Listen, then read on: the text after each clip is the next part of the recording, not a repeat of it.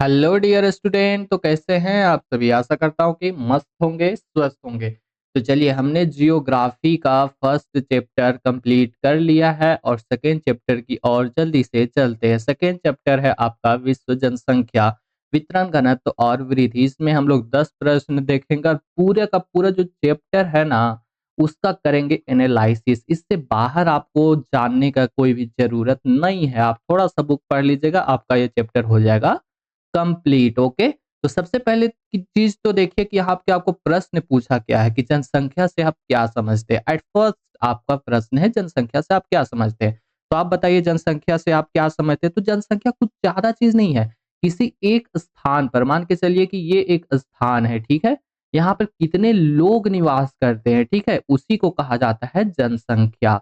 Okay, मान के चलिए कि बिहार है, तो बिहार में कितने लोग निवास करते हैं, उसी को कहा जाता है जनसंख्या वहां का, ठीक है। और अगर झारखंड है तो वहां पे कितने लोग निवास करते हैं, तो उसी को कहा जाता है जनसंख्या। जैसे आपको पूछा जाए कि इंडिया में कितने लोग निवास करते हैं, तो इंडिया में आपका कम से कम अभी 1.25 करोड़ लोग तो निवास कर रहे हैं। तो ये क्या है, तो यहाँ की ये है जनसंख्या, ठीक है। और मैं अगर आपको पूछूं कि सबसे ज्यादा जनसंख्या अभी पूरे विश्व में किसकी है, तो फर्स्ट नंबर पर आपका आता है चाइना, ठीक है। सेकेंड नंबर पर आपका आता है इंडिया। मतलब मान के चलिए कि इंडिया सेकेंड नंबर पर है बाबू, फर्स्ट नंबर पर कब चल जाएगा कोई भरोसा नहीं है। थर्ड नंबर पर आपका आता है अमेरिका, ठीक है। कौन सा आता है? अमेरिका। उसके बाद फोर्थ नंबर पर आपका जो आता है वो है ब्राजील, ठीक है, ब्राजील। अब फिफ्थ नंबर पर आपको जो आता है वो है आपका पाकिस्तान। आपको 5 गो तक तो याद करना बहुत ही इंपॉर्टेंट है, क्योंकि ये एग्जामिनेशन में कई बार ये चीज पूछा है, ठीक है। मैंने बहुत प्रीवियस ईयर क्वेश्चन में भी देखा है कि ये चीज पूछ देता है कि चौथे नंबर पर कौन है, पांचवें नंबर पर। तो आपको ये याद करना बहुत जरूरी है। तो जनसंख्या क्या होता है कि किसी एक विशिष्ट क्षेत्र में, पार्टिकुलर एरिया में, वहां पे जितने लोग निवास करते हैं उसी को उस जगह का जनसंख्या कहा जाता है, ठीक है। चलिए, आपका ये एकदम बुक से क्वेश्चन है, सेकेंड नंबर क्वेश्चन कि 21वीं शताब्दी में विश्व की जनसंख्या कितनी थी। तो 21वीं शताब्दी में विश्व की जनसंख्या आपकी 600 करोड़ थी। 21वीं शताब्दी का मतलब क्या हुआ? 21वीं शताब्दी का मतलब हुआ कि 1900 से लेकर 2000 ईस्वी तक, मतलब ये हुआ 21वीं शताब्दी थी। इसमें आपकी विश्व की जनसंख्या कितनी थी, तो 600 करोड़ थी। अभी का जनसंख्या का माप नहीं आया है, ठीक है। इसमें है एशिया में बहुत सारे अधिक स्थानों पर कम लोग और कम स्थानों पर बहुत सारे लोग रहते हैं। ये जो कथन है ये किसने कहा है? ये आपका बुक से उठाया हुआ कथन है, ठीक है। कि एक ही जगह पे है सो बहुत सारे लोग रहते हैं। यहाँ पे एक बुक में उठाया गया कथन है कि पूरे पृथ्वी के 10% जगहों पर 60% जनसंख्या रहती है। तो ये कथन किसका है? तो ये कथन है आपका जॉर्ज बी क्रेशी का, ठीक है। ये भी प्रश्न आपका पहले से पूछा हुआ है, तो ये भी आपके लिए इंपॉर्टेंट होना चाहिए।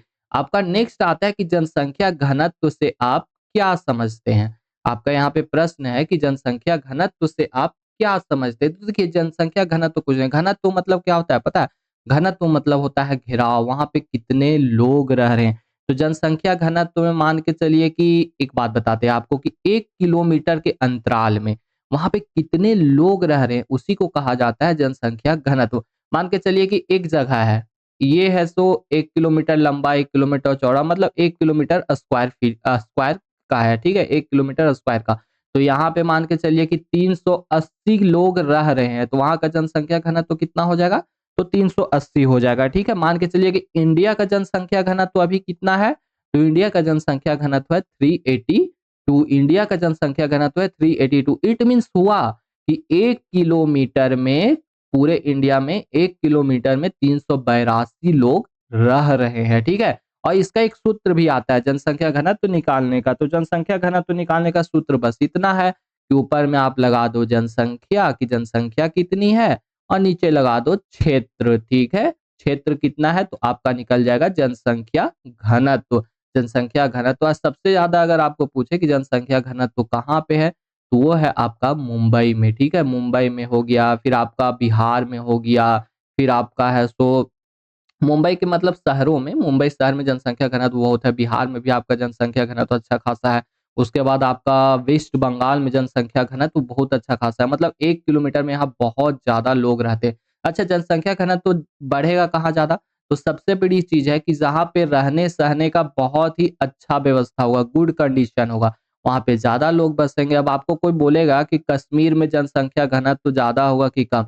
आप लोग खुद सोच सकते हैं कि कश्मीर में हमेशा तो ठंडा रहता है, तो ठंडा में जनसंख्या घनत्व क्या होगा? तो जनसंख्या घनत्व हो जाएगा कम। अगर आपको पूछे कि यूपी में जनसंख्या घनत्व कैसा रहेगा? तो यूपी का तो भाई मौसम बहुत अच्छा है, वहाँ पे सब कुछ अच्छा है, तो वहाँ का जनसंख्या घनत्व क्या हो जाएगा? तो बढ़ जाएगा। तो जनसंख्या घनत्व आप लोगों ने समझ लिया। चलिए हम लोग 5th नंबर क्वेश्चन पे चलते हैं कि जनसंख्या को प्रभावित करने वाले भौगोलिक कारकों में कौन-कौन से हैं? अब देखिए यहाँ पे भौगोलिक कारक आपको पूछा है, मतलब जो भी जिस तरह का प्राकृतिक चीज़ है ना, उसके बारे में पूछा है कि जनसंख्या को प्रभावित करने वाले कौन-कौन से भौगोलिक कारक हैं? तो आपको मैं सबसे पहले बता देता हूँ कि इसका आंसर इनमें से सभी होगा। अब कैसे होगा? तो जल का उपलब्धता। अगर किसी स्थान पे जल अच्छा खासा होगा, जल का उपलब्ध होगा, वहाँ पे नदी होगा, ठीक है, तालाब होगा, तभी तो वहाँ लोग बसेंगे ना। मान के चलिए कि आप चले जाइए राजस्थान।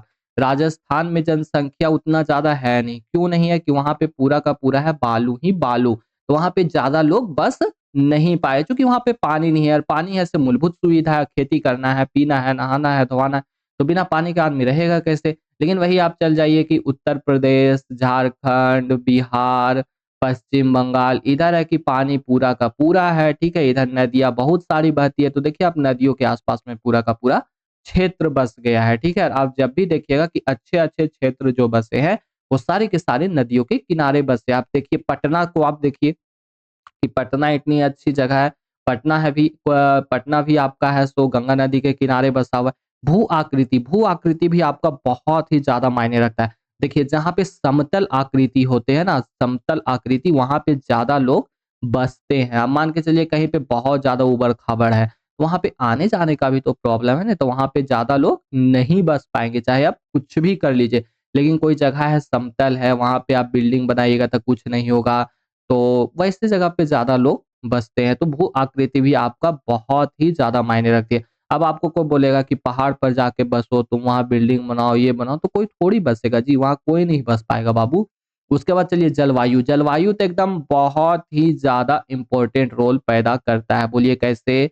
अगर किसी जगह पे बहुत ही ज़्यादा कोल्ड है, ठीक है, बहुत ही ज़्यादा ठंडी है, तो वहाँ पे कोई लोग बसेगा? तुमको क्या लगता है कि जहाँ पे -2 डिग्री रहेगा, वहाँ पे तुमको रहने कहेगा तो कोई जाएगा जी? कोई नहीं जाएगा। पहला चीज़, और जहाँ पे ज़्यादा समर है, मतलब बहुत ज़्यादा गर्मी लगता है, जहाँ पे मान के चलो कि 45 डिग्री प्लस सेल्सियस प्लस है, सो वहाँ का तापमान है, तो वहाँ पे भी कोई बसेगा?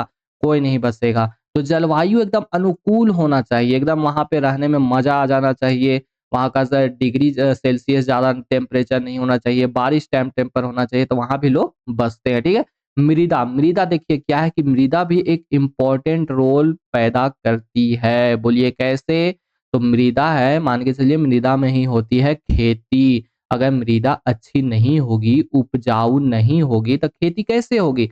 और अगर खेती नहीं होगी तो लोग खाएँगे क्या? तो मृदा भी अच्छी होनी चाहिए। तो मृदा भी है सो भौगोलिक कारक एक बहुत ही इम्पोर्टेंट है। अगर अच्छी मृदा होगी तो अच्छी फसल होगी तो खाने में लोगों को कोई परेशानी नहीं होगी। जैसे यूपी, बिहार, झारखंड इधर का मृदा जो है सो अच्छा है, उपजाऊ है, तो इधर बहुत ज़्यादा लोग रहते हैं। जनसंख्या को प्रभावित करने वाले आर्थिक कारण, देखिए आर्थिक कारण का मतलब हुआ कि पैसा कौड़ी। वहाँ पे पैसा भी तो आखिर कमाना है ना। अब मान के चलिए कि कोई लोग रह रहा है, कोई एक व्यक्ति रह रहा है, वो बिना पैसा का कैसे रहेगा? बिना पैसा को रह पाएगा जी? कभी नहीं रह पाएगा। तो उसको पैसा भी कमाना है, तो पैसा कमाने के लिए ऐसे कुछ ना कुछ तो करना होगा। तो मान के चलिए कि जहाँ पे खनिज होगा वहाँ पे खदान से खनिज निकलेगा, उसको लोग बेचेगा, तो बेच के ऐसो पैसा कमाएगा, चाहे वो सरकार बेचे, चाहे कोई बेचे, तो बेच के लोग पैसा कमाएगा, तो ये एक आर्थिक कारण है, ठीक है? नगरीकरण, नगरीकरण अगर होता है किसी चीज़ का, मान के चलिए कि एक कोई विलेज है, एक कोई गाँव है, तो गाँव में ऐसे उतना है सो ज़्यादा वहाँ पे ना दुकान है, ना कुछ है, तो वहाँ पे ज़्यादा लोग नहीं कमा पाता है। लेकिन वही एक है कि टाउन है आपका, मान के चलिए कि टाउन है आपका, पटना है, ठीक है? पटना है, रांची है, तो ये सब सारे टाउन है ना, तो यहाँ पे जाके आप है सो अगर कोई चीज़ बेचोगे, तो आप वो जल्दी बिकेगा, वहाँ पे बहुत ज़्यादा लोग रहते हैं, आप वहाँ पे एक चना का ठेला भी लगा दोगे, तो रोज़ का ₹1000 बेच के निकलोगे। अब वही है कि विलेज में अगर एक ठेला आप लगाओगे, तो हमको लगता है ₹100 भी नहीं कमा पाएगा, तो नगरीकरण भी बहुत ज़्यादा आवश्यक है आर्थिक कारणों के लिए। उसके बाद आपका आता है औद्योगिकीकरण। औद्योगिकीकरण मतलब होता है कि वहाँ पे उद्योग धंधों का लगना। अगर उद्योग धंधे लगेंगे तभी तो वहाँ पे लोग काम करने जाएँगे, लेबर लोग, और तभी तो वहाँ से वो लोग पैसा कमा के लाएँगे ना। तो पैसा भी कमाना बहुत ज़रूरी है। इसका भी आंसर हो जाएगा इनमें से सभी, ठीक है? ये आपका बुक में भी दिया हुआ है, तो आप लोग एक बार बुक भी पढ़ लेना, बाकी मैं आपको क्लियर करवा दे रहा हूँ। जनसंख्या वृद्धि से आप क्या समझते हैं? जनसंख्या वृद्धि कुछ नहीं है, किसी एक पार्टिकुलर क्षेत्र में जनसंख्या का बढ़ जाना, जनसंख्या वृद्धि है, ठीक है? यहाँ पे मान के चलिए 100 लोग रह रहे थे, अब रहने लगे 150 लोग, तो वो क्या हो जाएगा? तो जनसंख्या वो वृद्धि कहलाएगा, ठीक है? जनसंख्या वृद्धि कहलाएगा, ठीक है? चलिए नेक्स्ट देखते हैं कि जनसंख्या परिवर्तन में कौन-कौन से कारण हैं। जनसंख्या परिवर्तन का मतलब होता है जनसंख्या में वृद्धि हो जाना या जनसंख्या में गिरावट हो जाना। अगर जन्म बहुत ज़्यादा होगा तो जनसंख्या में क्या हो जाएगा? वृद्धि हो जाएगा। अगर जन्म एकदम नहीं होगा, मृत्यु बहुत ज़्यादा हो तो जनसंख्या गिर जाएगी। तो परिवर्तन में कौन-कौन से कारक है? जन्म। जन्म भी होगा तो वहाँ पे जनसंख्या में परिवर्तन होगा। मान के चलिए 100 लोग पहले से रह रहे हैं, साल भर में 5 गो बच्चा जन्म लिया तो यहाँ कितने हो गए? 105 लोग हो गए, ठीक है? और यहाँ पे है कि 100 लोग रह रहे हैं और अगर 5 लोगों का मृत्यु हो जाता है तो अब कितने हो जाएँगे? तो 95 लोग हो जाएँगे, ठीक है? प्रवास, प्रवास मतलब क्या होता है? देखिए, प्रवास मतलब होता है एक जगह से दूसरे जगह जाना। मतलब अपने गंतव्य स्थान से, अपना जो गंतव्य स्थान है उसका, वहाँ से जाके वो किसी और स्थान पे लोग चले जाते हैं, ठीक है?